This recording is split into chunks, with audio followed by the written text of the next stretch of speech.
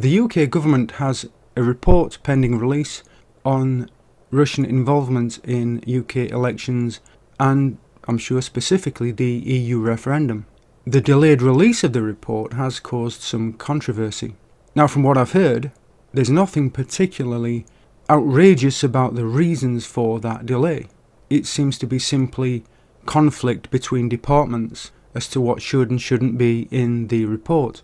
But of course, we have a comment from Hillary Clinton that it's outrageous that the report has not been released. Of course, that plays into the idea that Trump could not have been elected if it weren't for Russian collusion, Russian involvement. What is really surprising to me still is the fact that the left, the establishment, still doesn't understand why Trump was elected, and also why people voted to leave the EU in the UK.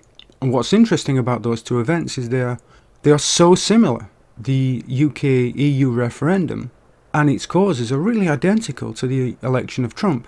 What the Democrats have not understood, what the American establishment has not understood, is that Trump could not have been elected if it were not for their actions and their mistakes. If the American southern border had been secured, if the establishment hadn't signed and maintained trade deals that disadvantaged American workers, then Trump would not have gotten anywhere near the White House. Now, all of us make mistakes. All of us make decisions for the best reasons with the best intentions that turn out later to be mistakes.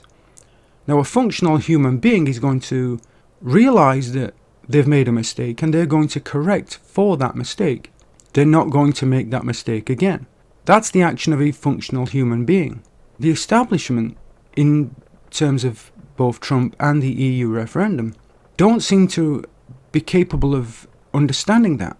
Instead of dealing with the southern border, instead of dealing with trade deals that disadvantage America, the Democratic Party is doubling down on that. It promises the American people more of the same. They're promising the American people the same policies that got Trump elected. But even more so, if you look at the UK, the overwhelming issue in the Brexit referendum was immigration. People will say we want to be ruled from London rather than Brussels. The vast majority of people really don't notice in their everyday lives who rules over them. They don't know what bills are passed, what bills are not passed. Most people don't even understand how the EU works. They don't understand how the EU Parliament works. They don't really care about those sorts of subjects, about the European Court and how that has jurisdiction over the UK. They don't care about that. It's not something that factors into their everyday lives. However, they do care about immigration. They care about immigration because their communities are changing. They care about immigration because they have all this new competition for jobs. They care about immigration because if they need social housing, they have to compete with foreigners for that social housing, or rented housing, or private housing.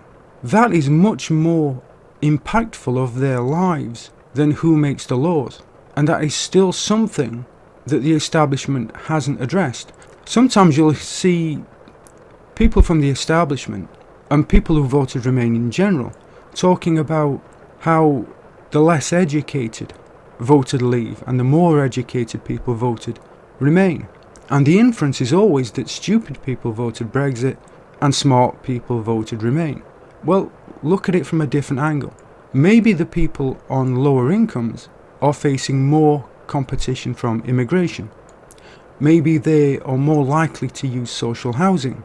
When you look at it from that perspective, then the Leave vote makes much more sense. But again, the establishment can't admit that it's made a mistake. The establishment can't admit that maybe it got it wrong and maybe it needs to change its actions. Right now we're in an election campaign in the UK, and this competition about who's going to spend most on the NHS. But the elephant in the room is that the Conservative Party has not made cuts to NHS spending. They've increased spending year on year, but that spending can't compete with immigration. In all the discussions about the NHS, immigration is never mentioned. So on both sides of the Atlantic, we have an establishment that simply will not listen to the people. And the people or the closest to the reality. They can see what's happening to their nations in terms of immigration, in terms of employment, in terms of trying to compete on a global market with overseas workers who are willing to work for much lower wages and in worse working conditions. They understand the impact of all these decisions, but they're being ignored by an establishment that simply cannot admit its mistake. On both sides of the Atlantic, the left is going to lose the presidential election and the UK general election. And that should be the point at which they realise they're wrong. But I'm not even sure that that will happen. It will take a very brave person on the left to stand up and point out the facts. Now, I've said it's the establishment. I'm not talking purely about, for example, the Democratic Party or even the Labour Party. I'm talking about all the established parties. Trump represents people who have no other representation. Nigel Farage represents people in the UK that have no other representation. But even he doesn't talk all that much on immigration. I do wonder if the establishment itself has, within its own structures, the mechanisms or the people that can learn from their mistakes. We are heading for disaster on both sides of the Atlantic, and we need to find some mechanism that is going to turn that around and stop it.